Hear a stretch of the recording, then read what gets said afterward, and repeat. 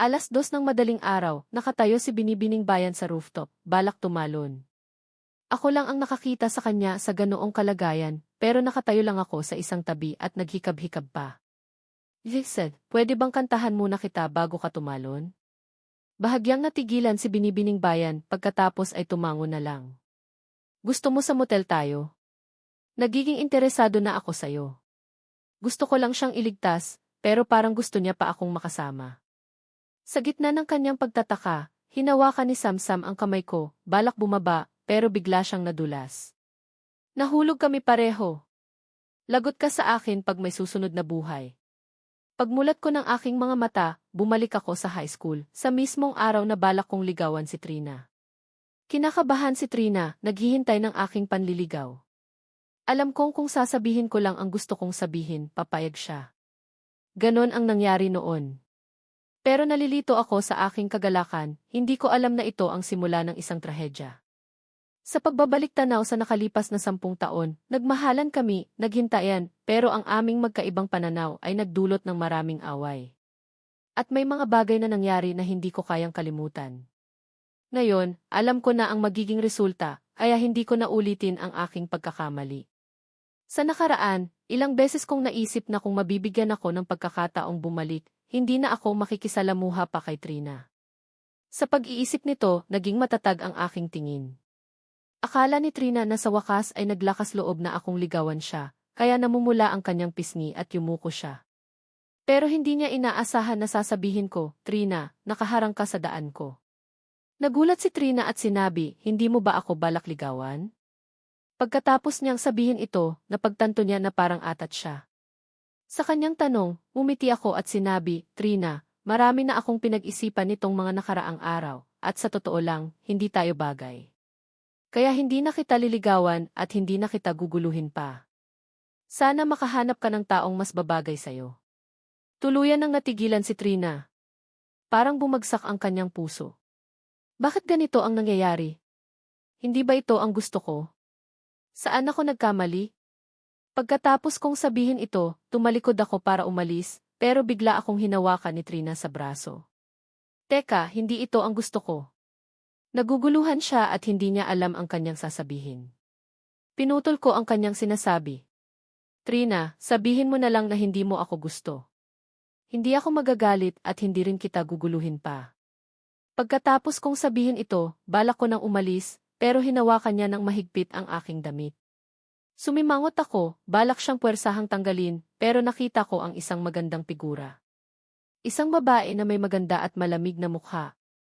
Natigilan ako. Hindi dahil sa sobrang ganda niya, kundi dahil ang babaeng ito ang siyang humila sa akin mula sa rooftop at nagbigay sa akin ng bagong buhay.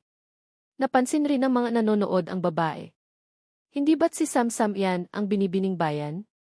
Sabi ng isa. Nabigla ako. Sa nakaraan, nakatuon lang ako kay Trina, hindi ko napapansin ang mga babae sa paligid ko. Hindi ko akalain na siya pala ang Binibining Bayan. At ang suplada niyang ugali ay hindi ka panipaniwala kumpara sa umiiyak na babae sa rooftop. Hindi ko maiwasang isipin kung gaano kaliit ang mundo. Narinig ni Samsam ang mga usapan, pero sanay na siya, kaya balak niya sanang umalis na lang ng walang imik. Pero humarang ako sa kanyang daraanan. Tumingala sa akin si Samsam. Nakita niya ang isang medyo gwapong mukha na may bahid ng pagiging siga. Hindi ko alam kung ano ang gusto kong gawin. Bigla ko siyang hinawakan sa kamay at hinila palayo sa mga tao. Anong nangyayari? Hindi naman talaga suplada si Samsam, mas mahiyain lang siya. Kaya nang hilahin ko siya palayo, sumunod na lang siya. Hoy, anong ginagawa mo? Nanliligaw ka, tapos bigla kang nagbago ng isip para habulin ang Binibining Bayan? Natauhan lang ang babaeng to nang malayo na kami. Naglakas loob siyang bawiin ang kanyang kamay. Saan mo ba ako dadalhin? Sabi ko, walang emosyon pero medyo malambing. Sumimangot ako, medyo nainip. Sumunod ka na lang, huwag ka nang magtanong. Sa paningin ng iba, isang malamig na diyosa si Samsam, pero sa totoo lang, takot siyang makipag-socialize. Nang pagalitan ko siya, muntik na siyang umiyak. Pero ang kanyang itsura ang nagdulot sa akin ng konsensya, kaya nasabi ko na lang, Ayan, akala ko suplada ka. Pagkatapos kong sabihin ito, hinila ko na siya palayo sa school. Hindi maintindihan ni Samsam ang sinabi ko. Parang nabuksan ko ang kanyang tunay na pagkatao. Pero saan niya ako dadalhin? Hindi alam ni Samsam ang kanyang nararamdaman. Bakit ang lakas ng loob ng lalaking ito? Hindi man lang siya nagsalita, pero gusto niya na akong hilahin. Pero hindi ako natatakot. Parang kampante pa nga ako. Parang hindi niya ako sasaktan. Pero pagkatapos nito, nasampal ako ng katotohanan. Natigilan ako nang makita ko ang karatula ng isang love motel. Hindi ba't masyadong mabilis ang pangyayari? O baka pwede munang manligaw bago, nalilito si Samsam dahil sa hindi ko inaasahang pagkilos. Bakit tayo nandito? Mahinang tanong ni Samsam. Tiningnan ko siya na parang nagtataka. Ano pa bang gagawin natin dito? Siyempre mag-check-in. Natigilan si Samsam. Hindi niya inaasahan na ganito ako kadiretso. Hindi pa tayo magkakilala, tapos dinala mo na ako sa motel? Hindi ba't bastos yan? Bumuka ang kanyang bibig at halata sa kanyang mukha na nagdududa siya sa buhay. Pero bago pa man siya makapagprotesta, tumakbo na ako papasok. Pagbalik ko, nagulat si Samsam, akala niya ay nagbago na ako ng isip. Nakita niya akong nakalahad ang kamay sa kanya. May pera ka ba? Pahiram muna. Mas lalong nagduda si Samsam sa kanyang buhay.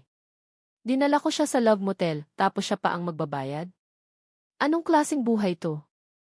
Pero dahil dito, kampante siya. Hindi niya maintindihan kung bakit. Kinuha ni Samsam ang 200 piso at ibinigay sa akin. Nagulat ako sa kanyang ginawa. Anak, bakit ganyan ka katanga? Paano ka nakaligtas hanggang ngayon nang hindi ka naluloko? Kung mas maaga kitang nakilala, baka 3 na ang anak natin. Parang nasira ang aking talino at nakokonsensya ako. Habang buong buhay akong naghirap para maging bilyonaryo, nasira ito dahil sa babaeng ito na humila sa akin sa rooftop. Isang galit ang umakyat sa aking lalamunan. Alam mo ba kung gaano kahirap ang aking 10 taon? Para sa isang tangang katulad mo, kailangan kong magsimula ulit. Hindi kita patatahimikin ngayong gabi para ipakita ang aking 10 taong pagsasanay. May kaunting awa pa ako sa tangang to, pero nang maalala kong may utang siya sa akin na buhay, nawala ang lahat ng awa at konsensya ko. At bago ako muling ipinanganak, pumayag si Samsam na paligayahin ako. Kaya kinuha ko ang kanyang pera at pumunta sa motel. Sa loob ng kwarto, nagtitigan lang kami ng walang imik. Hindi na kinaya ni Samsam at kumurba ang kanyang bibig. Bakit ka natulala? Nakita ko ang kanyang mukha at naisip ko na parang atat pa siya. Namula si Samsam at umiwas ng tingin. Hindi ah. Sa totoo lang, handa na siya, pero wala pa rin akong ginagawa. Dinala ko ang tangang to sa motel dahil sa bugso ng damdamin, para mailabas ang aking galit dahil sa aking nasayang na pagsisikap sa nakaraan. Pero kapag pinag-isipan ko ito, okay lang bang bayaran ng tangang to ang kanyang utang sa akin sa buhay na to? Huminga ako ng malalim at sinabi kay Samsam sa isang mapanganib na tono, bumili ka nga ng sigarilyo at lighter. Parang natatakot si Samsam sa akin, kaya agad siyang sumunod. Bumaba siya para bumili ng isang kaha ng sigarilyo at bumalik. Nagulat ako nang makita kong Marlboro ang sigarilyo. Sumimangot ako. Parang mayaman pa rin siya. Inabot niya sa akin ang sigarilyo at agad kong binuksan at kumuha ng isa. Pero nang hipakin ko ito, nasamid ako. Halatang hindi sanay ang katawan ko sa paninigarilyo. Kaya tinapakan ko ang sigarilyo at itinapon ang lahat sa basurahan. Natigilan ang tangang babae at tiningnan ang aking ginawa. Akala niya siguro may problema sa binili niya, kaya nagtanong siya, bakit? Peking ba yan? Nagulat ako, tapos napagtanto ko na 2,007 pa lang ngayon, kaya maraming peking sigarilyo at alak. Napagkamalan tuloy ng tangang babae ang ginawa ko. Yumuko ako at bumuntong hininga. Sige, hindi na ako maninigarilyo. Mukhang nalilito si Samsam. Bumalik ako sa aking sarili at naramdaman kong may punto siya. Medyo maganda naman siya, kaya siya naging binibining bayan. Napaisip ako kung maganda bang pakasalan siya. Tutal, may utang naman siyang buhay sa akin. Kaso nga lang, napakatanga niya. Baka naman mamana ng anak ko yung bihi niya. Kinakabahan ako kung dapat ba akong maghanap ng isang babae na mas matalino. Pagkatapos, nahihiyang nagtanong si Samsam, bakit mo ako dinala rito? Ano pa bang dahilan? Isa siyang tanga. Siguradong gusto ko siyang makasama.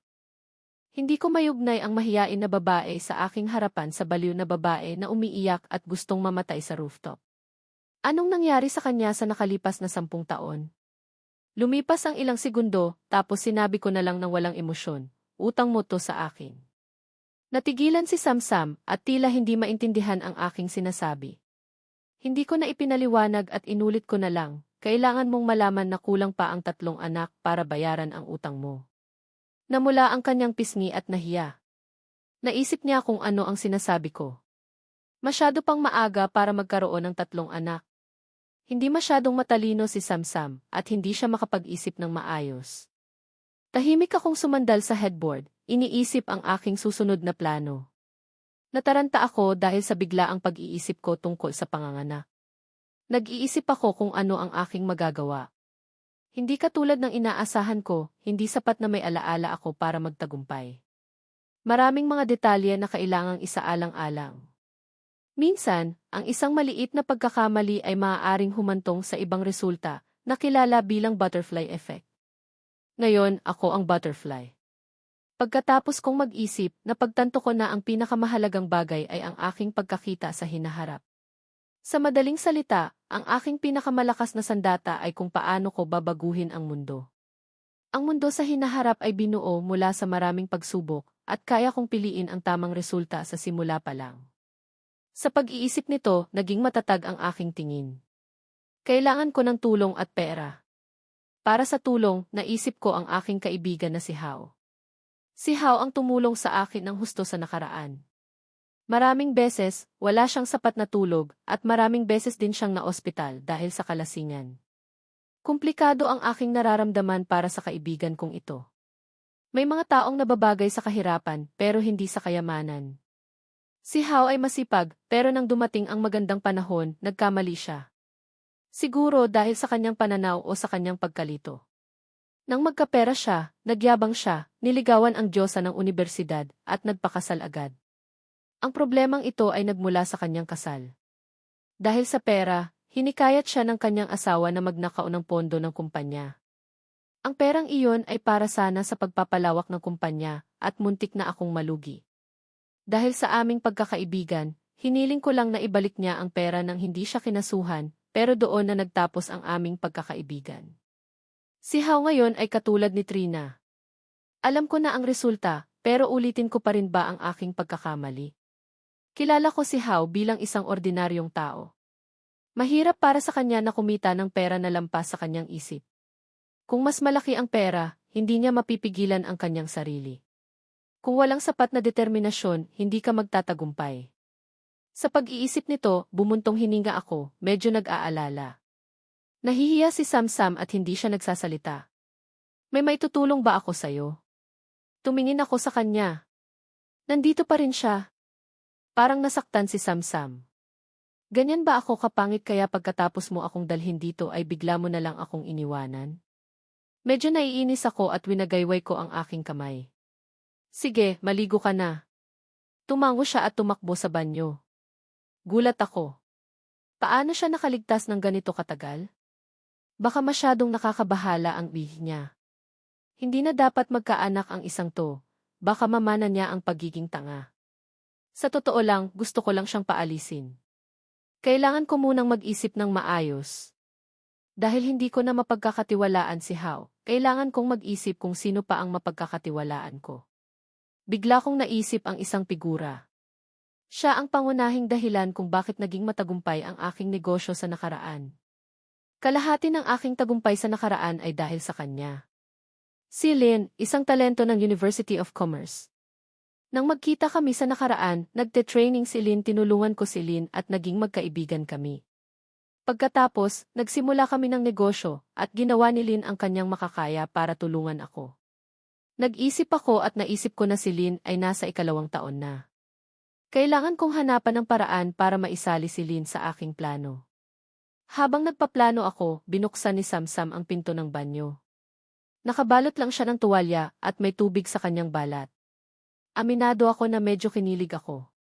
Totoong maganda siya, kahit na tanga siya. Hindi comfortable si Samsam. Huwag ka nang tumingin. Namula si Samsam. Napagtanto ko na masyado na akong nagiging agresibo. Wala akong balak na gawin yon. Bakit hindi na lang ako tumingin? Sa pag-iisip nito, mas tumitig ako sa kanya. Namula si Samsam at hindi niya alam kung anong gagawin. Huminga ako ng malalim, balak tumawag sa bahay para sabihin na hindi ako uwi, pero naalala ko na wala pa akong cellphone sa panahong to. May cellphone ka ba? Diretsahan kong tanong. Ibinigay ni Samsam ang kanyang cellphone. Isang Nokia 95. Mayaman nga. Noong 2007, nagkakahalaga ang A75 ng higit sa 6,000 piso. Parang naglabas ako ng 20,000 piso para bumili ng pinakamahal na iPhone pagkatapos ng 20 taon. Tumawag ako sa bahay at sinabi ko na matutulog ako sa bahay ng kaibigan ko. Sinubukan kong sabihin ang kaunting makakaya ko para hindi malito ang aking mga magulang. Ipagpaumanhin ang ilang mga posibleng pagkakamali sa gramatika at bokabularyo dahil ang pagsasalin ng ilang mga konsepto ay maaaring maging mahirap. Sabi ko kay Samsam, magbihis ka na at kumain tayo. Parang nagulat si Samsam. Tapos na? Ang bilis naman. Bahagya akong tumawa. Wala pang tapos. Hindi ka makakatakas. Nag-book ako ng kwarto magdamag, tapos kakain lang tayo. Marami pang laro. Nagpakitang inosente si Samsam na kumurap-kurap, namumula ang kanyang mukha. Habang nagbibihis ang tangang to, sinabi ko ng pabiro, pwede ko bang hawakan muna? Parang nagyelo ang hangin. Sa wakas, natupad ang gusto ko. Ang katawan ni Samsam ay napakaganda na, sayang kung hindi ko susulitin. Sabay kaming bumaba. Sumusunod si Samsam sa akin, hindi makatingin ang diretsyo. Nagtataka naman ang receptionist sa lobby. Alam nilang estudyante kami, kaya alam na nila ang nangyari. Pero wala pang kalahating oras, tapos na agad. Binansagan na nila akong imahina. Noong 2007, panahon pa ng tunay na ekonomiya. Puno ang mga kalye ng mga maliliit na negosyo. Basta na lang akong pumili ng isang ihawan at bumili ng ilang pagkain. Si Samsam pa rin ang nagbayad. Tiningnan ako ng may-ari na parang hindi makapaniwala. Isang lalaking umaasa sa babae. Hindi ko na lang pinansin. Pagdating namin sa convenience store, bumili ako ng isang kahon ng beer. Siyempre, si Samsam pa rin ang nagbayad. Hindi ako umiinom ng alak, sabi ni Samsam. Okay lang, ako ang iinom. Sa totoo lang, hindi pa rin ako mapakali. Gusto kong magpakalasing para magpaalam sa nakaraan. Pagkagising ko, haharapin ko na ang bagong buhay. Isang ritual. Pagbalik namin sa kwarto, umupo ako sa balcony at tumingin sa labas. Hindi ko maalala kung kailan ko huling nakita ang lungsod na ito. Sumubo ako ng ihaw tapos uminom ng beer. Hindi ako huminto.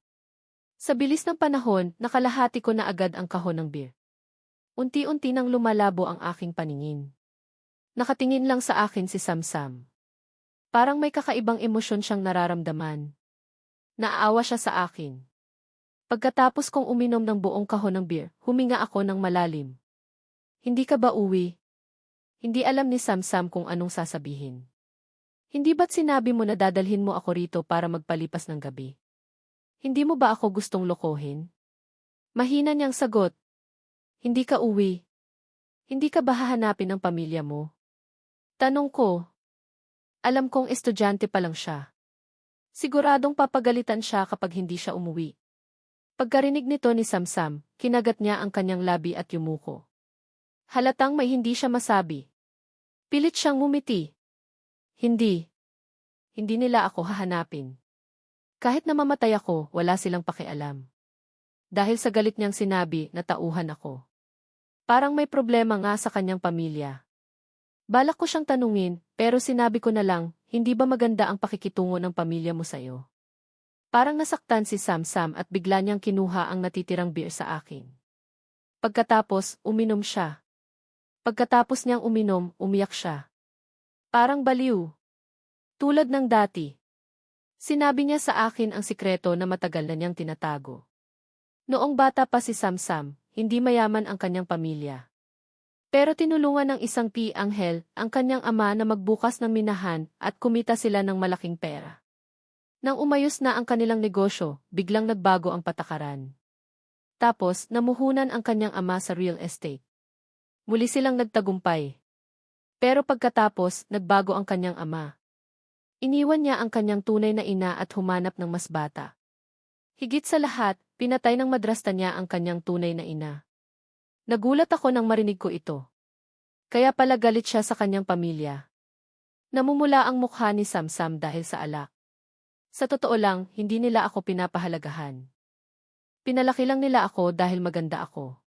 Siguro, maibebenta nila ako sa magandang halaga sa hinaharap. Masyado na akong napalayo sa kanya, kaya naiintindihan ko kung bakit agad siyang sumama sa akin sa motel. Siguro, gusto niya lang saktan ang kanyang sarili. Hinimas ko ang kanyang likod. Huwag kang mag-alala. Tutulungan kita. Hindi ko sila hahayaang saktan ka. Niyakap ko si Samsam ng mahigpit, naaamoy ang kanyang pabango. Unti-unti nang lumalabo ang aking paningin. Sa aking pagkagising, narinig ko ang malakas na tunog. Hindi ko alam kung saan ito nanggagaling. Pagkatapos, may humawak sa akin ng mahigpit. Napasigaw ang babae. Nagising ako. Yakap ni Samsam ang kanyang sarili, namumula ang kanyang mga mata. Bakit ang lakas mo? Ang sakit. Tumutunog pa rin ang cellphone ni Samsam. Alarm clock niya pala. Umiti ako ng pilit.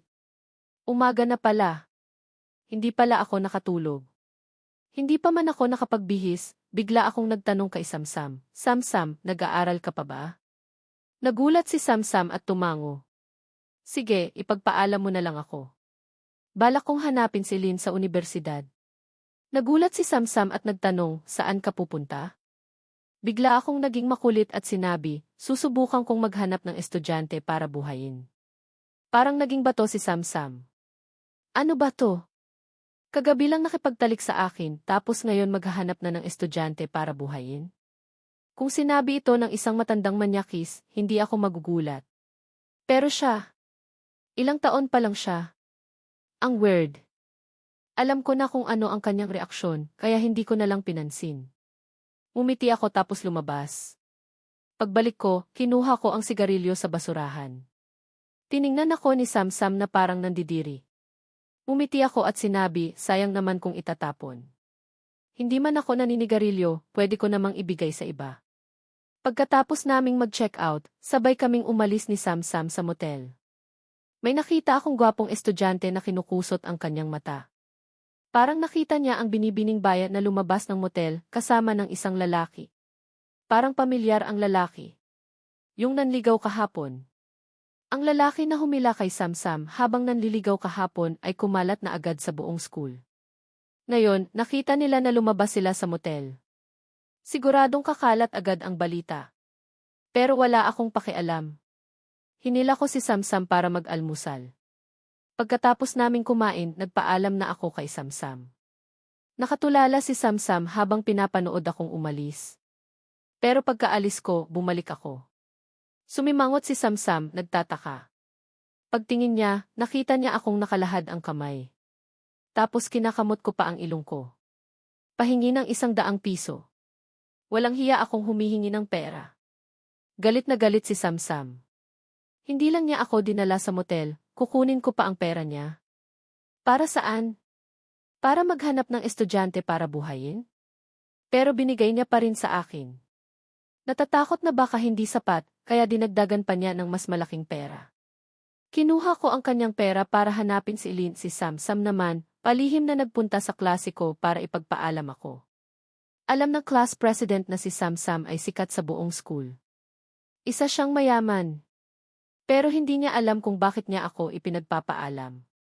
Nakapamiwang si Trina, tinitingnan ang figura ni Samsam. Kahapon, balak ko sanang ligawan si Trina, pero bigla akong umatras. Pagkatapos, hinila ko si Samsam. Naguguluhan si Trina, pero ayaw niyang maniwala na may relasyon kami ni Samsam. Hanggang sa pinagpaalam ako ni Samsam. Parang gustong sumabog ang kanyang mukha. Totoo ba ang mga bali-balita? Magkasama sila sa motel. Hindi ko pinansin ang mga bagay na to, hindi ko alam kung bakit ako nandito. 7 taon na akong nakatira sa lungsod na ito. Sumakay ako sa bus papunta sa school. Nagtanong ako sa isang estudyante at nalaman ko kung saan ang dormitoryo ni Lynn. Si Lynn ang may talento at sikat. Sa ilalim ng dormitoryo ni Lynn, kinukulit siya ng isang lalaki. Ate, kailangan ko ng pera. Kulang ang pera ko para makabili ng libro. Tahimik lang na tinitingnan ni Lynn ang lalaki sa kanyang harapan. Walang emosyon sa kanyang mga mata. Anak siya ng ampon na magulang ni Lynn, si Hawk. Namatay ang tunay na magulang ni Lynn sa isang aksidente. Dahil bata pa siya, walang gustong umampon sa kanya. Kinuha ng katrabaho ng kanyang mga magulang na si Ming ang kanyang custody. Pero may iba siyang balak. Gusto niyang pakasalan si Lynn kay Hawk. Hindi maganda ang buhay ni Lynn sa kanyang mga ampon na magulang. Siya ang gumagawa ng lahat ng gawaing bahay. Hindi nila siya gustong gastusan. Kaya, nakadepende si Lynn sa scholarship niya. Upang makapagkolehiyo, nagtatrabaho siya. Sa madaling salita, hanggang sa makilala niya ako, puro trahedya lang ang nangyari kay Lynn, pero kahit na ganoon, matatag pa rin ang babaeng ito. Noong 2005, naging valedictorian siya ng buong lungsod. Mayroon siyang VV na 163. Dapat sana ay nakapasok siya sa magagandang universidad, pero ayaw ng kanyang mga ampon na maging masyado siyang matagumpay. Kaya, pinilit nila siyang pumasok sa school sa lungsod. Bukod pa doon, hindi nila siya pinag-aaral, tapos pupunta pa sila sa school para manghingi ng pera. Sobra talaga. Sa nakaraan, nagdusa ng husto si Lynn hanggang sa mawala ang kanyang kagalakan sa buhay. Nagkaroon siya ng depresyon. Buti na lang at gumaling siya noong makilala niya ako. Pero mayroon pa rin siyang problema. Madalas siyang magkaroon ng bangungot at hindi siya makatulog ng maayos. Buti na lang at hindi pa huli ang lahat. Bigla kong naramdaman na pantay ang lahat. Mayroong nawalan ng ihi pero nagkaroon ng katawan. Iba naman si Lynn, ang kanyang ihi na 163 ay dahil sa malungkot niyang buhay. Hoy, huwag ka nang tumunganga. Hinihintay ako ng mga kaibigan ko, sabi ni Hawk. Nakita ko itong eksena mula sa malayo at nagalit ako. Sinipa ko siya. Tapos, pinagsusuntok ko siya. Kailangan mo ng pera. Humanap ka ng trabaho. Bakit ka humihingi ng pera sa kapatid mo? Umiyak si Hawk. Huwag mo na akong saktan. Alam ko na ang ginawa kong mali. Nakatingin lang sa akin si Lynn, sino to? Bakit siya nananakit ng tao? Pero sa totoo lang, naisip niya na okay lang na sinaktan ko siya. Tahimik lang siyang nanonood habang pinoproblema ko si Hawk. Dahil sa sigaw ni Hawk, nakita ito ng mga estudyante. Lumabas pa ang dormitory manager. Pero hindi siya nakialam. Alam kong magkakaproblema ako dito, kaya hinila ko si Lynn palayo. Gusto niyang magprotesta, pero nagtataka siya kung bakit ako nandito. Pagdating namin sa Food Street malapit sa universidad, nagtanong si Lynn, kilala mo ba ako? Umiti ako. Sikat ka kaya? Tumahimik si Lynn, salamat sa pagtulong sa akin. Tinitigan ko si Lynn, buti na lang at napunta ako rito sa tamang oras. Iba ang itsura ni Lynn ngayon kumpara noong una ko siyang nakita. Makalipas ang kalahating oras, umupo kami sa isang restaurant na may 20 taon na. Basta ko na lang kinuha ang karne at ibinigay sa kanya. Mukhang matanda ka. Hindi sigurado si Lynn. Tumango ako. Mas matanda ako sa'yo ng 3 taon. Nagulat si Lynn, bakit mo ako hinahanap? Ibinaba ko ang aking chopsticks. Gusto kitang ampunin. Nagulat si Lynn, naninigas ang kanyang mukha. Hindi siya makapaniwala. Gusto mo akong ampunin? Aampunin kita, hindi susubukang ampunin. Kailangan kitang ampunin kaya hindi ka makakatanggi. Hindi mapigilan ni Lynn ang kanyang sarili na tumawa. Ganon? Hindi ako makakatanggi. Tumango ako. Tama. Hindi ka makakatanggi. Kaya ngayon, inampun na kita. Mas lalong gustong tumawa ni Lynn, tapos anong gagawin ko? Gulat ako. Totoo ba to? Talaga bang naloko ko siya? Sa totoo lang, sinabi ito ni Lynn sa akin noon. Kung mabibigyan daw siya ng pagkakataon, gusto niya na ampunin ko na lang siya. Huminga ako ng malalim. Siyempre, kailangan mong kumita ng pera. Gagawa ako ng isang malaking bagay, tapos tutulungan mo akong magbilang ng pera. Mas lalong nagtataka si Lin makalipas ang 4 na oras, nakita sila sa palengke sa Hangzhou. Habang tinitingnan niya ang ihawan, hindi mapigilan ni Lin na mapangiti. Ito ba ang sinasabi mong malaking bagay? Medyo napahiya ako. Kailangan nating magsimula sa maliit tapos ikaw ang magbabayad. Napakadaming iniisip ni Lin parang napasubo ako. Ito ba ang sinasabi mong pag-aampon? Ako ang nagbabayad. Naiinis si Lin. Seryoso kong sinabi, kailangan mo ring magbayad para sa mga ingredients. Hindi masyadong mahigpit ang mga manager sa Hangzhou, kaya pwede kang magbenta sa parke basta may bakante. Tumahimik lang si Lin habang nakaupo sa bato sa likod ko. Parang nananaginip siya. Nabubuhay siya na lang. Ang kaibahan lang, ako ang nagbabayad para sa lahat. Sumimangot si Lin, hindi niya gusto ang nangyayari. Nagdududa siya na ginagamit ko lang siya. Napaisip siya. Mukha ba akong ganun? Umiti ako at sinabi, mukhang ang ganun. Hindi lang kita papagtrabahuhin, pagbubuntisin pa kita. Nagulat si Lin, seryoso ba talaga siya? Bigla niyang naisip na hindi sapat ang kanyang Biglang nagtanong si Lin, taga-Hangzhou ka ba? Busy ako sa pag-ihaw nang magtanong si Lin. Tumahimik si Lin tapos nagpatuloy. Pupunta ka ba sa Shanghai para hanapin ako? Tumahimik si Lin tapos nagtanong, bakit mo naisipang ampunin ako? Sabi ko na lang sa kanya, sayang ka. Mas maganda pang gamitin ka sa ibang bagay. Sumingkit ang mga mata ni Lin, ganun ba? Akala ko galing ka sa future. Pinagpawisan ako sa sobrang kaba. Nakakatakot pala ang taong may gihik na 163. Sa ilang tanong lang, nalaman niya agad ang katotohanan. Sa unang araw ko, nakipagtalik ako kay Samsam. Sa ikalawang araw, pinagplanuhan na ako ni Lin, nakakatakot. Pinilit ko na lang na maging kalmado at nagtanong, bakit mo naisip na galing ako sa future? Sagot ni Lin, hindi ko kasi alam kung bakit mo ako gustong ampunin. Nataranta ako. Ito pala ang talento na may gihik na 163. Tama ang hula niya tungkol sa aking pagkatao. Nag-ihaw ako, hindi ko na siya kinakausap. Bigla niyang sinabi, maganda ba ang nunal ko sa likod? Basta ko na lang sinabi, anong nunal? Wala kang nunal sa likod. Pagkasabi ko nito, tumunog ang alarm. Patay. Nalaman na niya agad. Biglang tumahimik si Lin, nalaman kong may gusto siya sa akin, kaya handa siyang magpakasal. Naniniwala talaga siyang ililigtas ko siya. Sinabi ni Lin, tutulungan kita. Umiti siya sa akin. Sama-sama kaming nag-ihaw. Pagkatapos ng 6 zeki, sa wakas ay natapos na kami.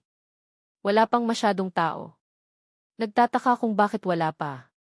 Nakaupo sa upuan si Lin, hindi mo maintindihan yan. Kapag naamoy yan ng mga tao, pupunta agad sila rito, sabi ko. Nagpakitang inosente si Lin. Paumanhin para sa posibleng mga pagkakamali, ang pagsasali ng ilang slang at ekspresyon ay maaaring mahirap. Wala na akong sinabi dahil minsan ganun rin siya, pero tinuro pa rin niya ang karatula na isinulat ko. Masyado kang magagalit ng mga tao sa isinulat mo, sabi niya. Sa karatula, nakasulat, tunay na baka at tupa lang. Walang peke na pato o manok. Kapag peke, ibabalik ang 10 beses ang presyo. Ginagamit ang purong taba ng tupa para pahiran ang karne ng pato para magmukhang tupa. Matagal nang ginagawa ng iba yan, pero sumusulat agad ako ng ganito, para sabihing peke ang iba at tunay ang tupa ko. Magagalit ang mga katrabaho natin. Paano sila kikita kung sisirain mo ang negosyo nila? Ngumisi ako. May katwiran pa ba ang mga mandaraya? Kailangan lang natin kumita, mag-ipon ng pera para makapagsimula. Anong pakialam ko kung magalit sila? Wala akong balak yumaman sa negosyong to. Pinagpawisan si Lin at nag-alala. Ano bang nangyayari sa akin? Saan ako nakakita ng ganitong lalaki? Hindi niya mapigilang magtanong sa kanyang sarili. Sa kasamaang palad, hindi siya masasagot ng kanya ring hinaharap, pero hindi niya namamalayan na mas lalo siyang nagmamahal sa akin. Sigurado ka bang tunay na tupa ang karne mo? Tanong ng isang customer. Siyempre. Katatapos lang natin hiwain yan. Sabi ko. Kung ganun, pahingi ng 2 order. Dagdagan mo ng gulay. Ano yung gulay na yan? Hindi pa ako nakakita nito. Ah, bawang. Wala pa niyan dito. Gusto ko sanang subukan, sabi ko. Sa 2007, hindi pa uso yung bawang. Okay, patikim nga, sabi ng customer na parang mayaman at marami ng nalasahan. Pagkatapos kong magtrabaho sa iba't ibang event, nagkaroon na ako ng kasanayan sa pag-ihaw, at kahit paano, kaya kong magtayo ng negosyo. Sige, tikman mo yan, sabi ko. Pagkain niya, sinabi niya agad na masarap. Ang galing! Hindi ako nagsisisi. Pahingi pa, sabi niya. Inabot ko kay Lynn ang ihaw. Nagulat siya. Benta to, hindi kain. Sabi ko. Noon ko lang napansin na matagal na palang nakatingin si Lynn sa ihaw. Galit na galit ako sa mga magulang ni Lynn dahil sa pagpapahirap sa kanya. Habang nag-ihaw ako, tahimik lang na kumakain si Lynn at pinapanood ako. Hindi madaling mag-ihaw, lalo na ang gulay. Sa ilang minuto, kumita ako ng 200 piso. Ganon kalaki ang kitaan sa negosyong to, pero nakakapagod.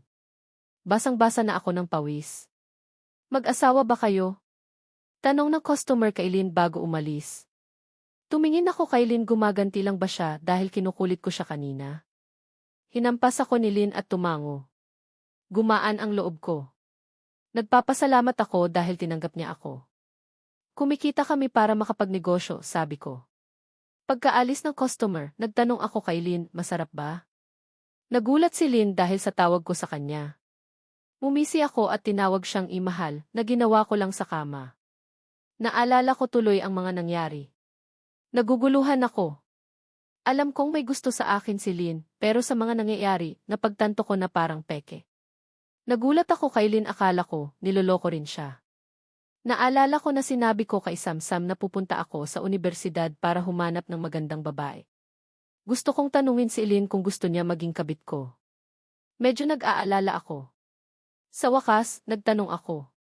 Hindi ba ginagamit mo rin yung batang babae na iyan para kumita ng pera? Nanginginig ako. Parang nagalit siya. Nahirapan akong sumagot. Tama naman eh. Inamin kong niloloko ko siya. Humingi pa ako ng 200 piso tapos sigarilyo. Muntik ko nang makalimutan ang kwarto. Sa inaasahan, may sumigaw.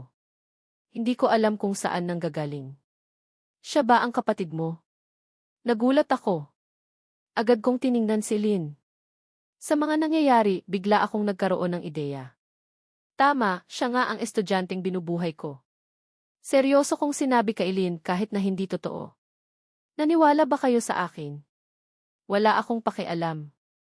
Ang mahalaga ay ang tiwala sa akin ni Lynn, tapos si Samsam na nakakakita sa akin na parang isang multo.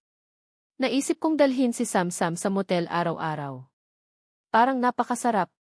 Paumanhin, nagamit ako ng ibang pangalan ng mga tauhan para mas maging angkop sa kulturang Pilipino. Dahil sa sinabi ko, napatigil ang tangang babae at hindi na nakapagsalita. Kahit na sinabi ko na pupunta ako para maghanap ng estudyante, hindi pa rin siya naniwala. Pero seryoso pala? May babae pa nga. Mas lalong nagtataka si Lynn, seryoso ka ba? Hindi niya akalain na ang taong binubuhay ko ay magiging girlfriend ko. Sobra na to. Tiningnan ni Samara si Lynn, kahit na mas matanda siya sa kanya, hindi siya nagmamayabang. Sa totoo lang, mas nakakatakot pa siya. May taglay siyang ganda. Kahit na wala siyang make-up, marami pa ring naiinggit sa kanya. Wala sa kanya yan. Sa isip niya, hindi totoo to. Totoo ba? Binubuhay mo siya. Hindi pa rin makapaniwala si Samara. Pero ngumiti si Lynn at inilahad ang kanyang kamay. Ako si Lynn, sabi niya. Estudyanteng binubuhay niya. May gusto rin palang makipaglaro. Agad na hinawakan ni Samara ang kanyang kamay. Ako si Samara. Baka ginagamit lang ako ni Ben, kaya nakakalimutan niya na ako. Dahil kumikita kami, wala na akong pakialam. Hindi ko na lang pinansin ang mga problema. Sa kasamaang palad, nagsimula na rin siyang magtanong tungkol sa akin. Bakit kaya ako may relasyon sa kanya? Sabi ni Lynn, hindi siya matalino. Nasaktan ako. Maganda naman, sabi ko. Tumawa si Lynn, totoo ba? Hindi ako tumawa. Tahimik lang ako. Hindi ko na alam kung ano ang nangyayari sa akin. Sa ngayon, kailangan ko na lang magtrabaho. Nagtrabaho ako ng buong araw. Mas lalo akong nagiging masipag para sa pera. Bumisita si Samara. Hindi niya ako tinulungan. Kumakain lang siya. Sabi ko, hindi ka ba uwi? Umiling lang siya at sinabing ayaw niya. Nagkamot ako sa ulo. Hindi ko siya maintindihan. Kumain ka na rin, sabi ko. Parang wala siyang pakialam. Nahihiya na akong sabihin sa kanya. Hindi ko na alam kung anong sasabihin. Tinanong ko na lang, gusto mo pa bang mag-check-in ulit tayo? Dinadala mo ako sa motel, sagot niya. Nagulat ako. Baka gusto niya talaga. Binubuhay mo ang babae na yan. Mukhang nagalit siya. Natigilan ako. Bakit hindi pwede? Hindi pwede. Napaisip siya. Hindi ako naniniwala na ganito siya. Hindi niya maintindihan kung bakit niloko ko siya. Hindi niya kayang ipaliwanag. Naiinis ako sa kanya. Hindi ko maintindihan kung paano ko siya kailangang tratuhin. Sa isang iglap, ayaw ko na sa kanya. Sa sandaling iyon, may naisip ako. Napapagod na ako. Anong problema? Tanong ni Lynn sa akin. Mukhang alam na niya. Ginagamit mo rin siya para makakuha ng pera. Hindi ako nakasagot. Biglang sumulpot si Samara at nagtanong, siya ba ang kapatid mo? Nagulat ako at nagpalipat-lipat ang tingin sa kanilang dalawa. May naisip ako. Siguro siya nga yung estudyante na binubuhay ko. Sa isip ko, sabihin ko na lang ang totoo. Inamin ko na. Alam kong mapapagalitan ako ni Lynn, wala akong pakialam. Sa isip niya, ano na kayang iniisip niya? Hindi ko alam. Hindi ko na lang pinansin. Alam mo, ikaw ang mahal ko. Natahimik ang lahat. Galit na galit si Samara. Sa isang iglap, nagbago ang lahat. Hindi ko maintindihan kung bakit. Wala na akong sasabihin. Sa mga nangyayari, bigla akong nagkaroon ng ideya. Hindi ko alam kung ano ang gagawin. Sabi ko, paano tong kariton? Nagulat si Lynn, bakit? Saan mo dadalhin yan? Sa bahay ko ba? Hindi ko alam kung anong gagawin ko. Hindi ako papayagan ng aking mga magulang na dalhin yan sa bahay namin. Hindi ako siguradong safe doon, baka manakaw yan. Pwedeng doon sa bahay ko, sabi ni Samara. Nagulat ako. Hindi ako makapaniwala. Tiningnan ko ang kanyang bahay. Ang yaman niya. Kung di ko lang siya nakilala, hindi ko malalaman na mayaman pala siya. Sa kabilang banda, wala siyang pakialam. Parang wala lang sa kanya na mayaman siya. Nakita ni Lynn kung gaano kalapit kami sa isa't isa. Paano siya? Tanong ni Lynn, mukhang nag-aalala siya. Hinampas ko si Lynn, huwag ka nang mag-alala. Sabi ni Lynn, ang yaman niya. Bakit kaya ako may relasyon sa ganung babae? Paumanhin sa posibleng mga kamalian sa mga salita at gramatika, ginawa ko ang aking makakaya para maging natural ang tunog sa Tagalog. Napatahimik si Samara sa mga katwiran ko. Kahit na sinabi kong pupunta ako sa unibersidad para maghanap ng babae, hindi pa rin niya ako pinaniwalaan. Saan kaya siya kumukuha ng lakas ng loob? Kahit na pinupuri ko ang babae, ayaw pa rin niya ako. Napayuko na lang siya. Napaisip tuloy ako kung tanga ba siya. Mas lalong nagtataka si Lena. Seryoso ka ba? Ginagawa mo talaga to? Hindi niya maintindihan kung bakit ko ginagawa to sa kanya. Niloloko mo ako. Pero dahil matagal na kaming magkaibigan, sinabi ko sa kanya ang totoo. Napatahimik si Lena. Ano kayang iniisip niya? Gusto ko siyang tulungan. Humingi ako ng susi para makapasok si Lena at ipunin ang kariton. Hindi ko na maintindihan kung anong nangyayari. Ano bang ginagawa ko? Habang hinihintay ako, biglang nagtanong si Samara, mag-check-in ba tayo? Baka inaasar niya lang ako. Kahit na ganun, sinabi ko pa rin okay. Pero hindi na ako nakinig sa kanya. Galit na sinabi ni Lena, punta na tayo. Muntik na kaming madapa. Naguguluhan pa rin ako. Alam ko na. Inggit ka lang kasi mas maganda ako. Napayuko ako. Hindi ko maintindihan kung anong nangyayari. Tiningnan ko si Lena at naguguluhan ako. Huwag kang mag-alala, sabi ko sa kanya. Gusto kitang tulungan. Sabi ko yan dahil alam kong mayroon pa rin siyang nararamdaman para sa akin. Hindi madali maging mahirap. Sinabi ko sa kanya, tinatrato kitang parang reyna. Kahit anong sabihin ko, hindi pa rin siya masaya. Ano bang dapat kong gawin? Naguguluhan ako. Sa wakas, umiti ako. Gusto mo bang mag-check-in? Nagulat si Lena. Gusto mo ba talaga yan? Tumango ako. Siyempre. Sabi ni Lena, dahil gusto mo, hindi kita pipigilan. Maganda yan. Tiningnan ko si Lena. Bigla akong kinabahan. Ano na kaya ang mangyayari? Sa isip ko, tumatakbo agad ako papunta sa bahay ni Lena. Ano kaya ang iniisip ni Lena? Kahit na alam kong niloloko niya ako, sinabi ko pa rin, hindi kita lolokohin. Sabi ni Lena, hindi ako natatakot sa iyo. Kahit anong mangyari, hindi ako matatakot. Sigurado ako. Kahit na mahirap paniwalaan. Hindi man lang nagsasalita si Lena sa buong bayahe. Ano kaya ang iniisip niya? Naguguluhan ako. Pagdating namin, tahimik ang bahay.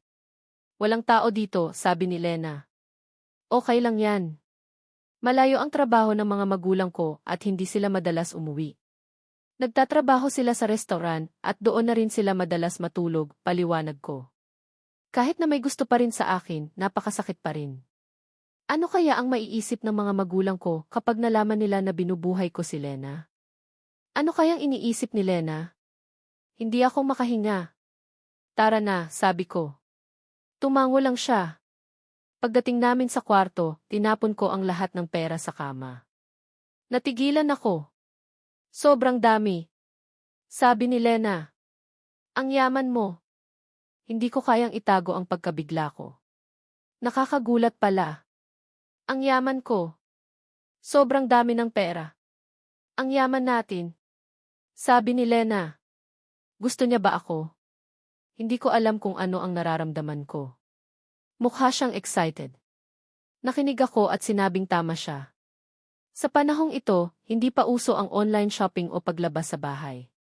Kadalasan, sa bahay lang sila at nanonood ng TV, maraming pera. Sinabi niya na napakarami ng pera namin. Pinagmasdan ko si Lena. Ano kayang iniisip niya? Hinawakan ko ang kanyang kamay. Tayo na, sabi ko. Ano kayang iniisip niya? Habang nagbibilang, nakita ko ang maliit na babaeng nakaupo. Ano kaya ang iniisip niya? Naguguluhan ako. Bigla siyang tumayo at sinabing may alam na siya. Ano na kaya ang mangyayari? Alam ko na. Kabit ka. Tanga talaga siya. Sinabi na lang niya yan. Gusto kong tumawa. Binaliwala ko lang siya. Kabit ka, sabi ni Samara. Hindi ko siya pinansin. Tiningnan kami ni Lena. Galit siya sa aming dalawa. Alam ko na. Kaya mo ako ginagamit. Nagalit siya dahil sa hindi ko pagpansin sa kanya. Hindi ko na alam ang gagawin. Napayuko na lang ako. Parang walang nakikinig sa akin. Sa sobrang gulo ng isip ko, napatahimik na lang ako. Nalaman kong sinabi niya sa akin, tanga. Sabi ko, siguro nga. Hindi ko alam. Sinabi ko na niloloko ko lang siya. Hindi ko alam kung bakit ko sinabi yun. Bakit mo ginawa sa akin to? Hindi pa rin ako nakasagot. May nagawa akong mali. Nakonsensya ako. Tumayo siya at lumapit sa akin. Ano kaya ang gagawin niya sa akin? Sa wakas, sinabi niya, nananakit ka na. Hindi siya mapigilan. Tinitigan ko si Samara. Nagawa niya na akong lokohin at napakasakit. Hindi ko alam kung anong gagawin ko. Alam ko, sabi ko. Nang magkagayon, biglang umamin si Lynn, alam ko. Sa wakas, huminga ako ng malalim. Bakit sinabi niya yun? Naguguluhan ako. Sa wakas, umiti si Lynn, okay lang, sabi niya. Nagulat ako. Anong sinasabi niya? Hindi ko maintindihan. Inabot niya ang kanyang kamay at hinawakan ko rin. Okay lang, sabi ni Lynn, huminga ng malalim si Lena. Huwag kang mag-alala, sabi niya. Hindi ko maintindihan. Alam kong mali ako. Kahit na nasaktan ko siya, bakit sinabi niya na okay lang? Kahit na ganun, umiti na lang ako at sinabing hindi na maulit. Sabi ko, hindi kita sasaktan. Bumuntong hininga ako at sinabing hindi ko alam. Sinabi ni Lena, hindi mo ako kailangang tratuhin ng espesyal. Ngumiti siya. Masakit pa rin sa loob. Ano bang dapat kong gawin? Ngumiti ako at nagsimulang magtrabaho. Pagkatapos, napagdesisyonan kong tulungan si Lena. Tulungan mo ako, sabi ko. Sinabi niya, wag mo akong tratuhin ng espesyal. Nalilito pa rin ako. Hindi ako makahinga. Hindi ko alam kung saan ako papunta. Ano na ba ang dapat kong gawin? Tiningnan ko silang dalawa. Wala na akong maisip. Pero alam ko na hindi ako pwedeng magpatalo. Hindi ako mapapagod. Para sa kanila. Para sa akin. Hihinga ako ng malalim at magtatrabaho ako ng mabuti. Yun lang ang kaya kong gawin. Saan ba kami pupunta? Tumingin ako sa kawalan. Ano kaya ang naghihintay sa amin? Sinabi ni Lena, gusto kitang tulungan. Sinabi niya sa akin yan pero hindi ko alam. Naguguluhan ako. Sa kasamaang palad, sa ngayon, hindi pa kami mararating ang aming destinasyon. Ang tanging magagawa ko lang ay hanapin ang daan. Itutuloy ko na lang ang pag-ihaw ng karne, habang tumatawa, nagtatrabaho, at nilalampasan ang paghihirap sa buhay. Ganon pa rin. Ano pa nga ba? Pagod ako. Sabi ko, ang hirap pala. Hindi niya naunawaan, hindi niya alam, at hindi niya malalaman kung gaano kahirap ang paggawa ng ganitong bagay. Pero wala akong pakialam. Kahit na ganun, umiti na lang ako. Pero masaya, sabi ko. Kahit na pagod, mayroon pa rin akong masaya. Sabi ni Lena, maniwala ka sa'yo. Iyon ang kailangan kong marinig. Kaya ganoon nga ha? Maniniwala na lang ako sa sarili ko. Ayan lang ang magagawa ko. Kung ganun, tumawa na lang ako. Sabi ko, okay. Sa hindi inaasahan, nakalimutan kong gumawa ng hapunan sa mga nangyari. Sabi ko, kailangan nating kumain ng ramen. Si Samara naman ay ngumiti ng matamlay. Nagugutom na kami. Sa mga darating na araw, pupunta kami kay Samara para magpalipas ng gabi. Sinabi ko, tara na, Lena. Kung ganun, wag na tayong mag-alala. Sinabi ni Lena, alam ko. Sabay kaming nagtrabaho para tuparin ang aming mga pangarap. Hindi kami susuko. Dapat bang sabihin ko sa mga magulang ko tungkol sa'yo? Tanong ko kay Lena. Natahimik siya at biglang sinabing hindi niya kailangan sabihin sa mga magulang niya. Sabihin mo sa mga magulang mo na kaibigan lang ako, sabi ni Lena. Napansin ko na tahimik lang siya. Hindi ko maintindihan kung bakit. Hindi siya masaya.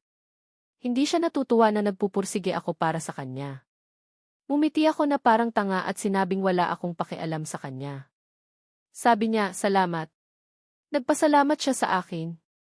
Kahit na gusto ko, hindi ko kayang maging masaya. Ano ba itong nararamdaman ko? Sobrang lungkot. Ang hirap, bulong ko. Ano ba ang nararamdaman ko? Lungkot?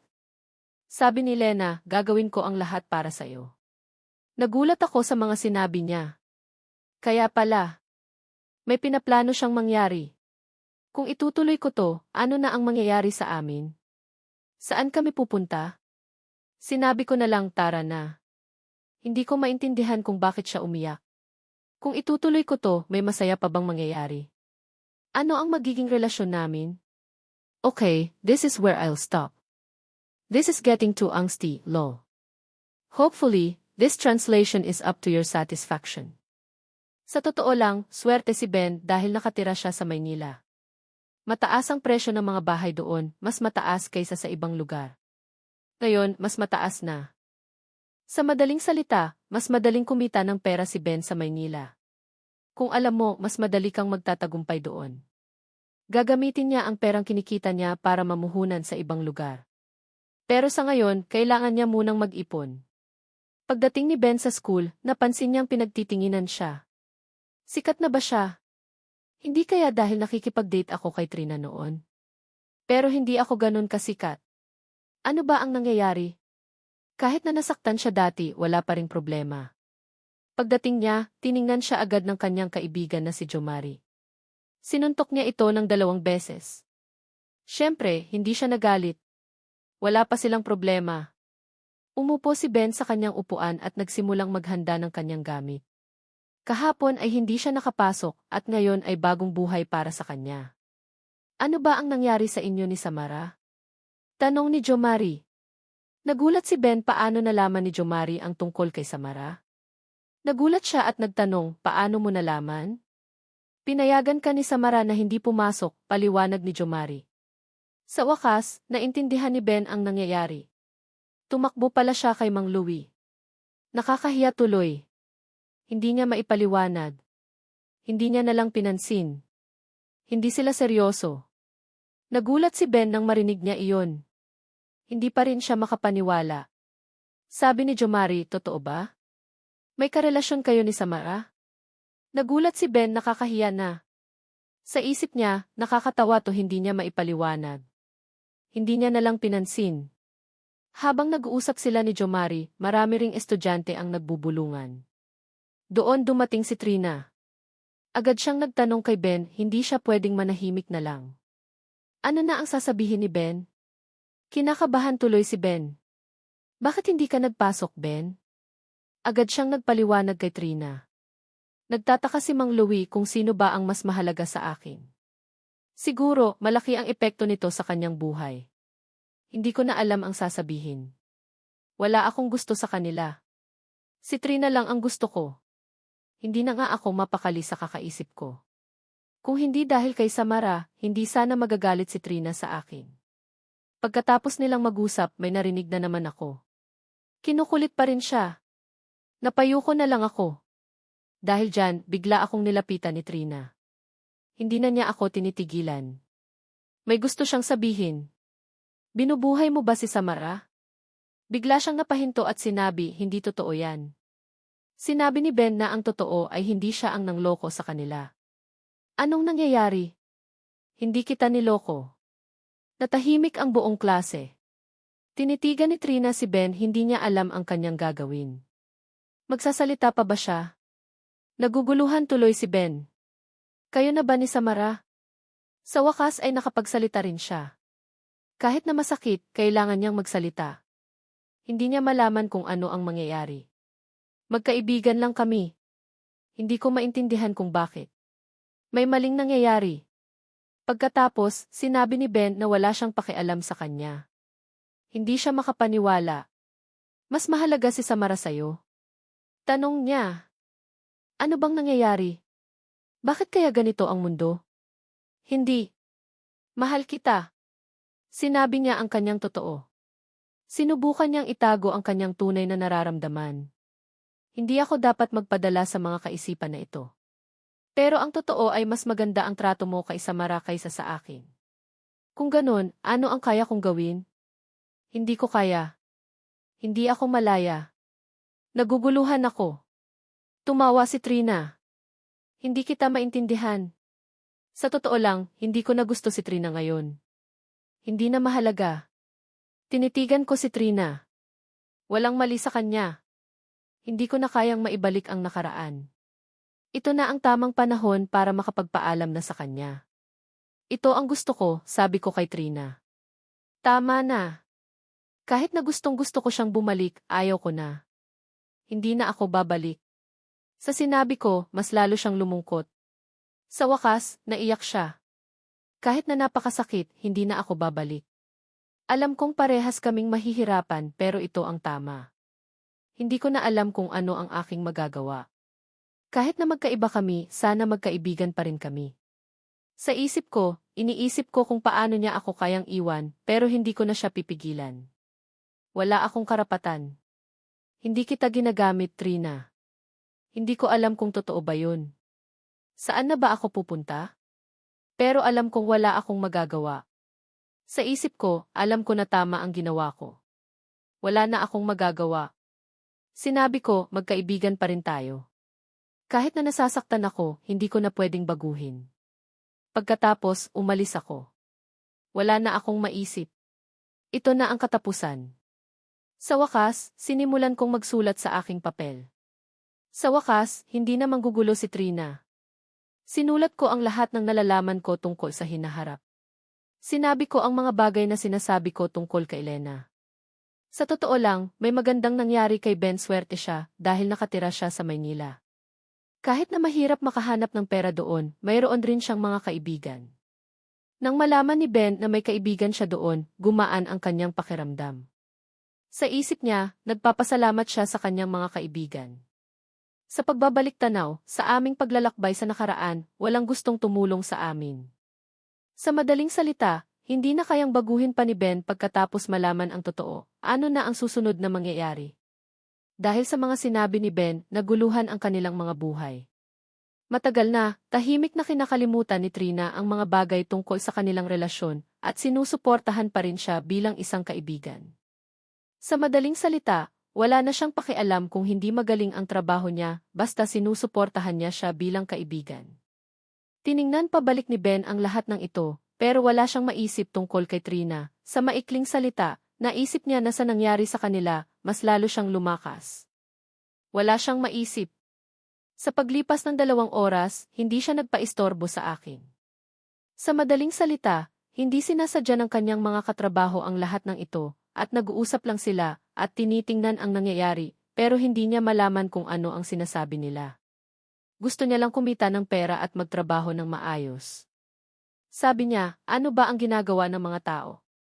Sobrang daming tao. Sa pagbabalik tanaw, tila hindi madali ang trabaho para sa 2 taong ito.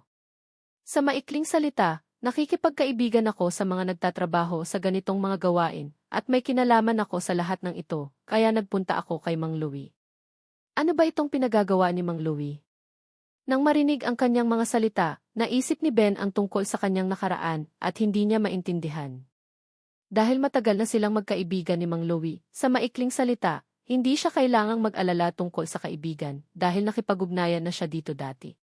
Sabi ni Ben, alam na niya iyon. Hindi pa rin kami nagbabago. Bigla siyang nagtaka. Tumigil ako saglit at tiningnan ang aking paligid. Tanging ang aking kaibigan ang nakakakita. Sabi sa akin ng kaibigan ko, alam mo ba?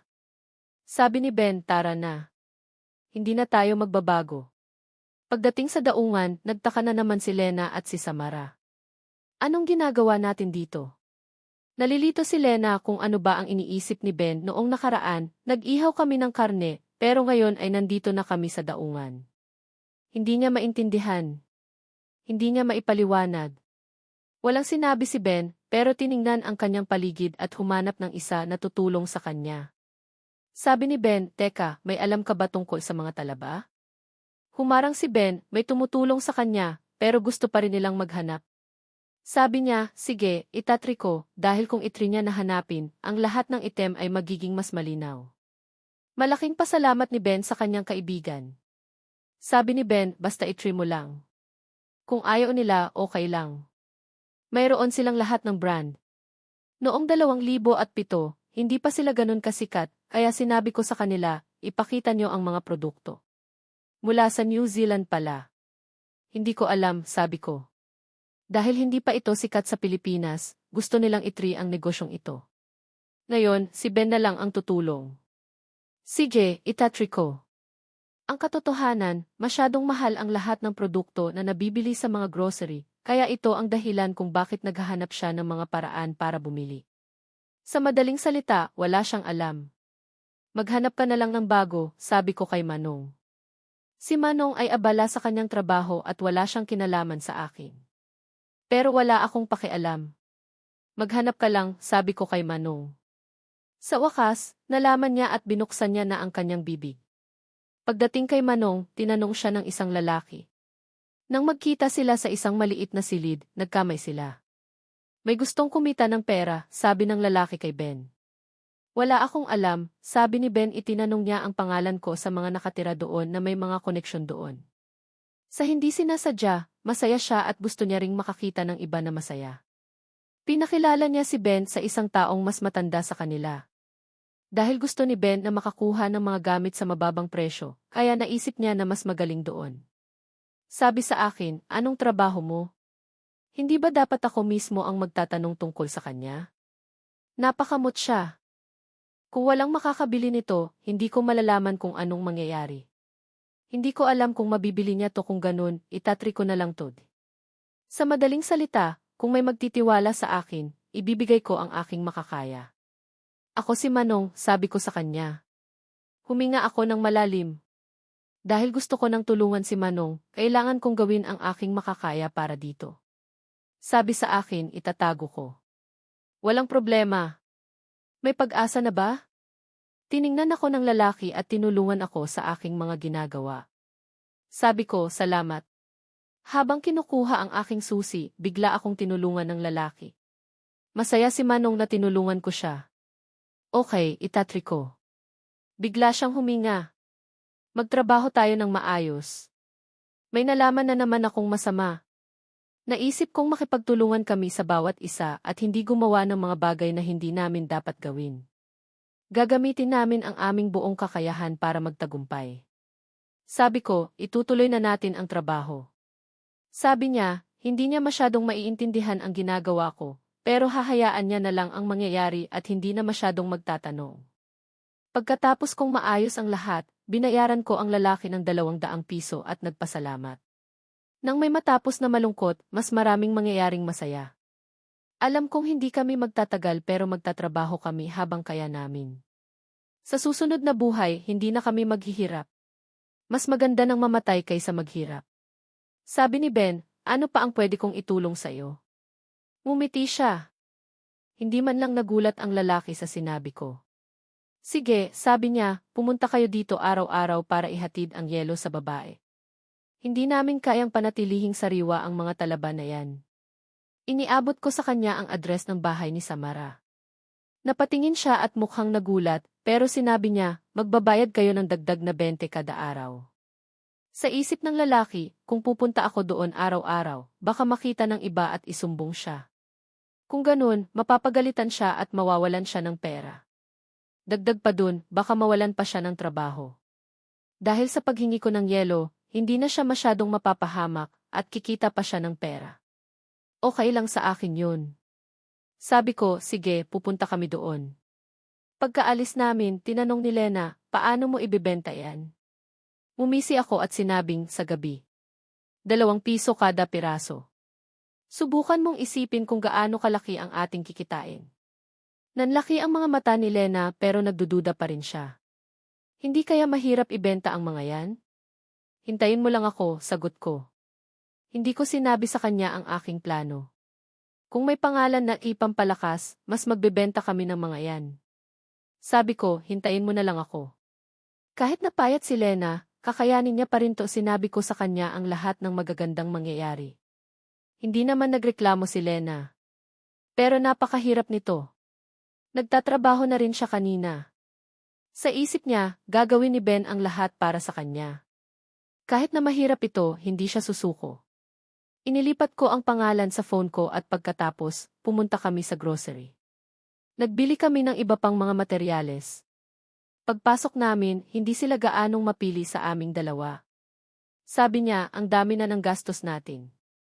Nagturo si Lena at agad kong itinuro sa kanya ang lahat ng nalalaman ko. Pagkatapos, sinabi ni Lena, gusto mo bang makagawa ng sarili mong business? Nagulat ako, pero ngumiti siya at sinabing, gagawin ko ang lahat. Hindi na ako dapat magpadalos-dalos, pero inisip ko na napaka-importante nitong tulungan. Kahit na may mali sa isip niya, hindi ko na kayang maghinayang. Sabi ko sa kanya, napakagaling mo. Wala akong ibang masabi. Gusto kong magtiwala sa kanya. Alam kong niloloko ko lang siya, pero mas gusto ko na siyang tulungan. Habang kumukuha ng aming mga order, hinila ako ng isang tao.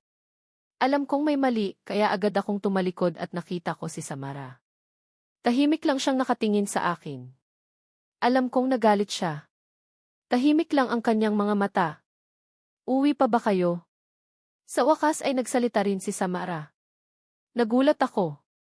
Hindi, sabi niya. Agad siyang tumango na parang sasabog siya. Sabi ni Lena, tara na. Alam kong naiinis siya sa amin. Hindi niya alam na ganito kami. Hindi ko alam anong gagawin ko. Hindi ko maintindihan. Mas maganda kung hinayaan ko na lang siya mag-isa. Sabi ko, alam ko at umiling. Sabi ni Samara, hindi ka nababalik. Sabi ko na rin yan. Pero ang kanyang mga salita ay masakit, kaya sumakit ang dibdib ko. Ang totoo, masakit. Umiti na lang ako. Kahit na walang sinuman, hindi na ako malulungkot. Hindi man ako nagtagumpay dati, magtatagumpay ako ngayon. Alam kong mahirap isipin kung bakit ko gusto, pero gusto ko siyang tulungan. Hindi ko yun kayang baguhin. Sige, sabi ko. Sinubukan kong umiti. Sabi ni Lena, tara na. Sa wakas, nagkaroon kami ng pagkakataon na bumili ng kailangan namin sa grocery. Hindi na namin kailangan bumili ng kahit ano. Alam kong pagod na si Lena, kaya magtataksi na kami. Sa kasamaang palad, mas malaki ang gastos namin. Kahit na ganun, nasasabik pa rin ako na bumalik. Sa kabutihang palad, hindi kami nagkamali sa aming napili. Nagtipid ako dahil nagtatrabaho na kami. Sa maikling salita, gagawin ko pa rin ang tama para suportahan ako. Magtatrabaho rin ako, magtatrabaho at magtatrabaho. Habang naghihintay, nagkaroon ako ng tiwala sa isang matandang babae. Siya ay si Nana. Hindi kami tumigil at kumita ng pera. Aalis muna ako, sabi ko. Maghihintay ako. Wala akong maisip. Kung mamimili ako sa tamang oras, hindi ako magkakaproblema. Kung kukunin ko ang truck sa susunod na araw, pupunta na ako sa daungan. Magiging maayos ang lahat. Sa kasamaang palad, si Elena na ang magdadala ng lahat ng ito mag-isa. Hindi ba mahihirapan siya? Tinitigan ko siya. Ako na bahala, sabi niya habang nagpapakita ng ngiti. Sa maikling salita, binibigyan niya ako ng katiyakan. Ako ay mapayapa. Kaya niya yan. Maniwala ako sa kanya. Hindi lang niya alam na si Lena ay magtatrabaho ng mag-isa. Habang papunta na ako, nakita ko ang isang karinderya. Alam kong hindi pa kumakain si Lena. Sana ay maalala ko ang mga pangako ko. Sana bumalik ako. Sa isip ko, magiging magkaibigan kami. Sabi ko, magtiwala ako sa iyo. Sa loob ng halos 2 oras, hinanap ko lahat ng pwedeng maging bodyguard kay Lena. Lahat ng nakita ko ay pangit at matanda. Sa totoo lang, baka mamatay sila agad. Pinayuhan ako ng isa na subukan maghanap online, pero walang magandang appy. May mga tao sa kalsada na pwedeng tutulong sa amin, pero mahirap hanapin sila. Sabi ko, kung wala, wala. Pagkatapos nun, babalik na sana ako sa aming pwesto nang may makita akong lalaki sa park. Bigla akong nagalala na baka sinasaktan niya si Lena. Napahinga ako ng malalim. Hindi kaya. Sobrang tagal na simula nung binigyan ko siya ng kapangyarihan. Hindi kaya siya mapahamak ngayon? Magdadasal lang ako na maging okay siya at ligtas. Sa madaling salita, wala na akong choice. Dahil siya rin ang umaasa sa akin, ginawa ko na lang. Sa lahat ng hirap at pagtityaga, nasasaktan rin si Lena. Babalik ako, sinabi ko. Magpakasaya sana siya at hindi kami matuloy sa balak na paghahanap ng isang bodyguard. Paglapit ko sa kanya, nakita ko si Lena, may kausap. Alam ko sa aking sarili na napakamatapang ng batang babaeng yun. Sa maikling salita, nagpapasalamat ako na naging mapayapa. Alam na ang dahilan kung bakit ko pinoprotektahan ang anghel na ito. Nagpapasalamat ako na may kasama siya sa sandaling iyon. Pagdating ko doon, tiningnan ako ni Lena at ngumiti sa akin. Sa wakas ay nandito ka na. Sige, ipakikilala ko na sayo, sabi niya. Gusto kong sumigaw. Ano itong kabaliwan? Kung itutuloy niya pa rin, ano ang kanyang gagawin? Sa maikling salita, pinapunta niya ang kanyang kaibigan sa kanya at sa aking harapa. Ano bang kabaliwan itong nangad?